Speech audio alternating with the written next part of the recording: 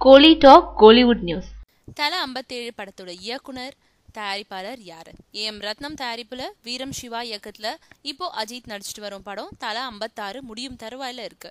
இந்த படத்தை அடுத்து அஜித் நடிக்கும் படம் எது? இந்த கேள்வி அஜித் ரசிகர்களுக்கு மட்டும் இல்ல, திரைத்துறையில உள்ளவர்களுக்கும் உண்டு.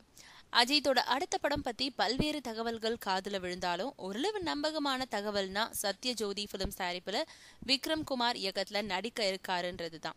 விக்ரம் குமார் இயக்குன யாவரும் நலம் படத்தை பார்த்துட்டு அவரை நேர்ல கூப்பிட்டு அஜித் தனக்காக ஒரு சப்ஜெக்ட் ரெடி பண்ணும்படி சொன்னாராம்.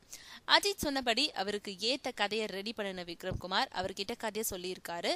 கதை அஜித்துக்கு பிடித்திருந்தோ ஏனோ அப்போ 2 பேரும் இணையல. பிறகு மனம்ன்ற தெலுங்கு படத்தை இயக்க போன விக்ரம் குமார் இப்போ சூர்யாவை வச்சு 24ன்ற படத்தை இயக்கிட்டு இருக்காரு.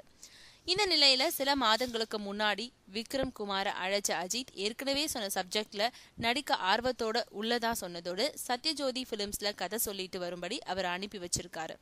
விக்ரம் குமார் சொன்ன கதை சத்யஜோதி பிலிம்ஸ் தியாகராஜனுக்கு பிடிச்சு போக அஜித்தோட அடுத்த படத்தை சத்யஜோதி பிலிம்ஸ் தயாரிக்க விக்ரம் குமார் இயக்குறதா அடிப்படும் செய்தியோட பின்னணி இதுதான்.